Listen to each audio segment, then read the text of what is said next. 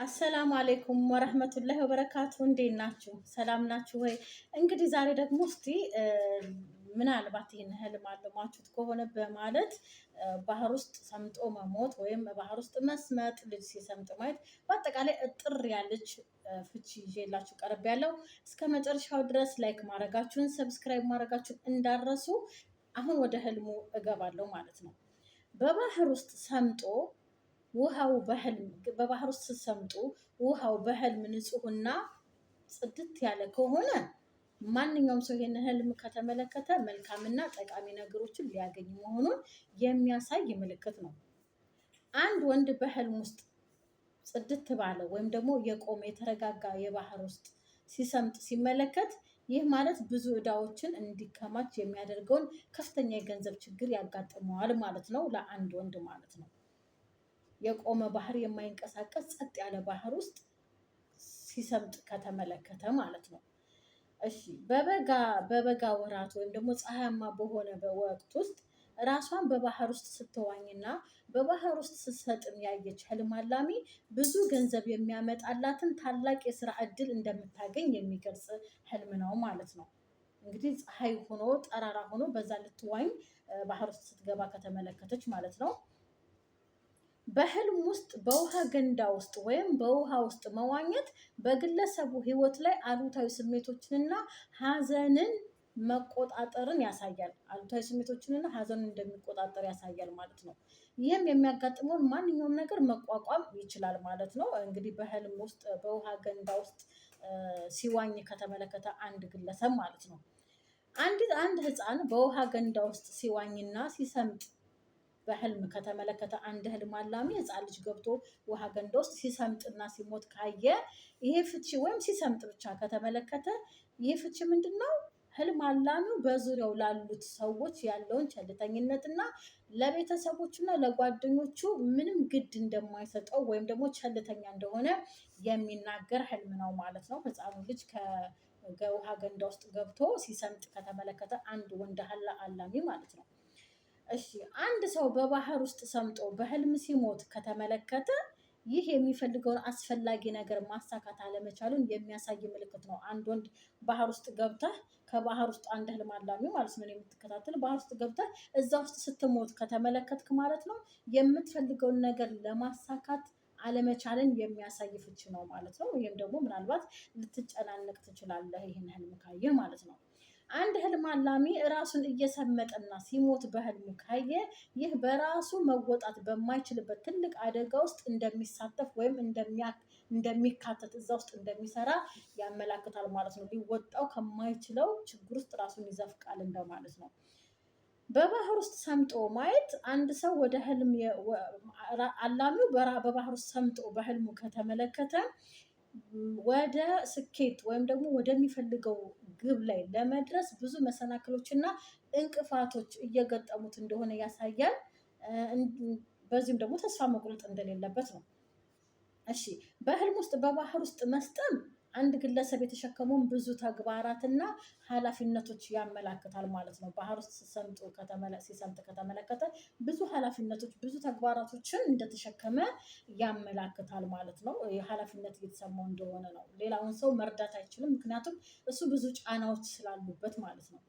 አንዲት ያላገባች ሴት በባህር ውስጥ እንደሰጠመች በህልም ካየች ይህ የሚያሳየው የጠፋባትንና ግራ የተጋባችበት መሆኗን፣ በዚያ ጊዜ ውስጥ ደግሞ እንድታልፍ ከጎኗ የሚቆም ወይም ደግሞ ያንን ችግር እንድታሳልፍ የሚደግፋት ሰው ለማግኘት እንደምትፈልግ ያሳያል ማለት ነው። አንዲት ያላገባች ሴት ባህር ውስጥ ስትሰጥም ከተመለከተች እሷ አቅጣጫ ጠፍቶባታል፣ ህይወቷን መምራት አትችልም፣ ነገሮች ልክ አልሆኑላትም፣ ግራ ተጋብታለች እና ሰው እየፈለገች የሚረዳት የሚያግዛት አይዞሽ የሚላት ሰው ለማግኘት እየፈለገች እንደሆነ ያመላክታል ማለት ነው። ባህር ውስጥ ስትሰምጥ ከተመለከተች ያላገባች ሴት ይቺ ህልም አላሚ ትዳር የሌላት ሴት ባህሩን ካየች እና በውስጡ ብዙ የተለያዩ አሳዎችን ካየች ይህ የሚያሳየው የተትረፈረፈ መልካምና በቅርቡ ጊዜ ውስጥ ወደ እርሷ የሚመጣ ቆንጆ እድል አለ ማለት ነው። ሌላው በጣም በተናወጠ ባህርና ወይም ደግሞ ማዕበል ያለበት ባህር ውስጥ በዱር አሳ የተሞላ የሚናወጥ ወይም ማዕበል የሞላበትን ባህር እዛ ውስጥ ሰምጣ ከተመለከተች ይሄ ብዙ ችግሮችን እያሳለፈች ወይም ደግሞ ብዙ ችግሮች እያጋጠማት እንደሆነ ያመላክታል። ምክንያቱም ባህሩ እየተናወጠ ነው፣ ማዕበል አለው። እዛ ላይ ደግሞ የዱር እንስሳቶች ምናምን እዛ ውስጥ አሉ። እዛ ውስጥ አብራ እነሷም ሰምጣ ከተመለከተች ያው ብዙ ችግሮች ሊያጋጥሟት ወይም እያጋጠሟት እንደሆኑ ነው። ራሷን በማዕበል በበዛበት ወይም ደግሞ ማዕበል በሚናወጥበት ባህር ውስጥ ስትሰምጥና የማታውቀው ሰው በህልም እርዳታ ሲሰጣት ማየቷ ያላገባች ሴት ይሄ ፍቺ ምንድነው? ህልም አላሚዋ ለሚገጥማት ሁሉ መፍትሄ ማግኘት እንደምትችል ያሳያል ማለት ነው። የሚናወጥ ማዕበል ውስጥ ገብታ በህልሟ እየሰመጠች ግን የሆነ ሰው እጁን ዘርግቶ ሲያድናት ከተመለከተች ለሚያጋጥማት በእውነቱ ለሚያጋጥማት ችግሮች በሙላ መፍትሄ ማግኘት እንደምትችል ያመላክታል ማለት ነው። ሌላው በሚናወጥ ባህር ውስጥ መስጠምና በማይታወቅ እንግዳ ሰው በህልም ስትታገዝ ማየት በሚቀጥሉት ዓመታት ውስጥ ከእሱ ጋር ያላትን መቀራረብ ወይም ደግሞ ከዛ ከደግፋ የማታውቀው ሰውን የደግፋት ግን ከሆነ ሰው ጋር መገናኘትን ሊያመላክት ይችላል። ወይም ደግሞ ከሆነ ሰው ጋር መቀራረብን ሊያመላክት ይችላል። አንድ ሴት ያላገባች ሴት በህልሟ ባህር ውስጥ እንደሰመጠች ካየች እና የእርዳታ እጇን ዘርግቶ ማለት ባህር ውስጥ ሰምጣለች ሊያግዟት በጀልባ መጥተው የእርዳታ እጃቸውን ሲዘረጉ በህልም ከተመለከተች በጀልባ ይሄ ምንድነው? በመጪው ጊዜ ከእሷ ጋር የሚሄድ መልካም እድል ወይም እሷን የሚጠቅም መልካም እድል ያጋጥማታል ማለት ነው። ባህር ውስጥ ነጠላ ሴት ናት፣ ባህር ውስጥ ገብታለች። ከዛ ከሰመጠችበት ባህር ደግሞ የሆኑ ሰዎች በጀልባ ሆነው ሊያድኗት ሲሉ ከተመለከተች ለእሷ ተስማሚ የሆነ እድል ወደ ህይወቷ ይመጣል ማለት ነው።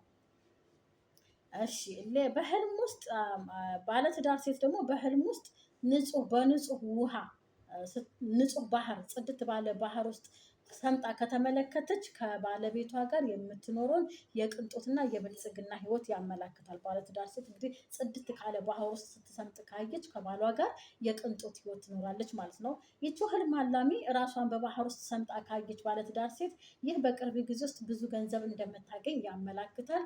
እንዲሁም ደግሞ በህልም ራሷን በባህር ውስጥ ስትሰምጥ ማየት በእውነታው ታማሚ ከሆነች እና በህልም ባህር ውስጥ ስትሰምጥ ካየች ሴት ባለትዳር ሴትም ወይ ማንኛውም ሴት ምናልባት ታማሚ ሆናችሁ በህልም ባህር ውስጥ ከሰመጣችሁ ይህ ማለት ከህመማችሁ እንደምድኑ ወይም እንደምታገግሙ ያመላክታል ማለት ነው።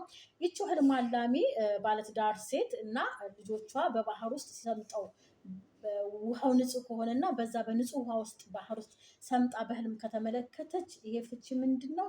የሀዘኗና የጭንቀት መወገድና ወደ ምቾትና ብልጽግና እንደምትገባ ያመላክታል ማለት ነው። ከነ ልጆቿ ውሃ ውስጥ ሰምጣ ባለትዳር ሴት ከተመለከተች ግን ንጹህ ውሃ ውስጥ ማለት ነው። አንዲት ባለትዳር ሴት ከልጆቿ ጋር ምንም አይነት ፍርሃት ሳይሰማት በጸጥ ባለማ ንጹህ ውሃ ውስጥ እንደሰመጠች ካየች ይህ የሚያሳየው በቅርቡ የኑሮ ደረጃቸውን ከፍ የሚያደርግላቸው በረከት ወይም እርዚቅ ወደ ህይወታቸው ገንዘብ ይመጣል ማለት ነው። ህይወታቸውን በተሻለ የሚቀይርላቸው ማለት ነው። አሁን ደግሞ ነፍሰ ጡር ሴት እንመልከት። በነገራችን ላይ የተፈታ ከሌለ ከባለትዳሯ ይሆናል ማለት ነው ፍቺው። ችግር የለውም። የግዴታ የተፈታ ተብሎ መገለጽ የሌለበትም። ለባለትዳር ይሆናታል። የባለትዳሯ ነፍሰ ጡር ሴትና ነጠላዋ ግን አይሆንም ማለት ነው። አንዲት ነፍሰ ጡር ሴት በህልም ውስጥ በመዋኛ ገንዳ ውስጥ ስትሰጥም ማየት በእርግዝና ወራት ሁሉ የሚሰማትን ድካምና ችግር ያሳያል ማለት ነው። እቹ ነፍሰ ጡር ሴት ራሷን በወንዝ ውስጥ ስትሰምጥና ትንሽ ልጅ እንዳዳነቻት በህልም ከተመለከተች ይሄ ፍቺ ምንድነው? የምትወልደው ልጅ ወደፊት እንደሚታዘዛትና በጣም እናቱን የሚወድ ልጅ እንደምትወልድ ወይም ለእናቱ ታዛዥ የሆነ ልጅ እንደምትወልድ ያመላክታል። ባህር ውስጥ ገብታ ነፍሰ ጡር ሴት በህልሟ ልጅ ስታተርፋት ህፃን ልጅ ሲያተርፋት ከተመለከተች ማለት ነው። በአጭሩ አንዲት ነፍሰ ጡር ሴት ባሏ ውሃ ውስጥ ሰምጦ ካየች እና በህልም ልታድነው ካልቻለች ይህ የሚያሳየው ልጇን ሊያሳጣ የሚችል ከፍተኛ የጤና ችግር ያጋጥማታል ማለት ነው። ነፍሰ ጡር ሴት ናት። በህልሟ ባሏ ሰምጦ ልታድነው ካልቻለች ይሄ ፍቺ ልጇን ጽንሷን ሊያሳጣ የሚችል ከፍተኛ ችግር ያጋጥማታል ማለት ነው። ግን እሷ ባሏ በህልሟ በባህር ውስጥ ሰምጦ እሷ ግን ልታድነው ከቻለች ወይም ባለቤቷን ማትረፍ ከቻለች ይሄ ፍቺ ምንድነው? በሚቀጥሉት ቀናት በህይወቷ ውስጥ የሚከሰቱትን አስደሳች ለውጦችና አስደሳች ነገሮች ያመላክታል።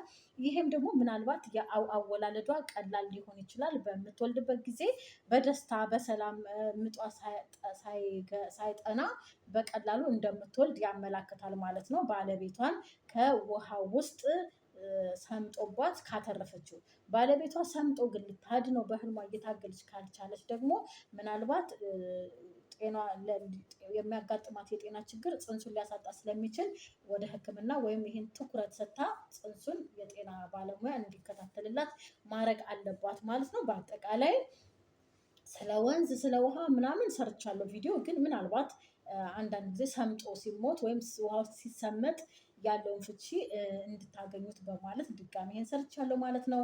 ስለምትከታተሉኝ ከልብ አመሰግናለሁ። ለምትሰጡኝ አስተያየት ከልብ አመሰግናለሁ።